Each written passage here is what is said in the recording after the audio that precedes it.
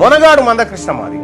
మందకృష్ణ మాదిగ గారు ఒకటైతే నిజంగా మందకృష్ణ మాదిగ ఓపికకు నిజంగా హ్యాట్సప్ చెప్పాలి. ఇవాళ తెలంగాణ రాష్ట్రంలో ఉన్నటువంటి మొత్తం మాదిగ జాతి బిడ్డలంతా ఇవాళ మందకృష్ణ మాదిగ కళ్ళ వైపు చూస్తా ఉన్నారు. దశాబ్దాల ఓపిక, ఎంతో పోరాటం, ఎన్నో ఆత్మహత్యలు, ఎన్నో ధర్నాలు, ఎన్నో రాస్తారోకాలు, ఎన్నో జైలు జీవితాల తర్వాత మందకృష్ణ మాదిగ తన ఉద్యమాన్ని తీరాన్ని చేర్చింది. వాళ్ళ వర్గీకరణ అనేటువంటి ఉద్యమంలో సుప్రీంకోర్టు కూడా వర్గీకరణ చేసుకోవచ్చు అనేటువంటి మాట చెప్పిన పరిస్థితుల్లో మందకృష్ణ మాదిగ ఎక్కడ అవకాశం ఉన్నా తన వాదాన్ని నిలబెట్టడం కోసం అనేక ప్రయత్నాలు చేశారు. కానీ ఒంటరైనా సరే గాని తన సమాజాన్ని ఎంట పెట్టుకొని పోయింది తప్ప తను దిగలే, తను కాడి ఎత్తేలే. ఎందుకంటే మందకృష్ణ మాదిగ లేని ఈ రిజర్వేషన్ పోరాటం అసలు ఊహించలేదు. అసలు మందకృష్ణ మాదిగ వల్లనే సాధ్యమైంది. వాస్తవానికి ఎన్ని చెప్పుకున్నా మందకృష్ణ మాదిగ ఏ రోజు కూడా గుండె నిబ్బరాన్ని కోల్పోలేదు. మాదిగ జాతిని చీల్చాలని, మందకృష్ణ మాదిగ ఎంఆర్పీఎస్ ఉద్యమాన్ని ఖతం చేయాలని అనేక శక్తులు పనిచేసినాయి. బుడ్డోడు కానించి పెద్దోడు దాకా అందరు ప్రయత్నం చేశారు. కానీ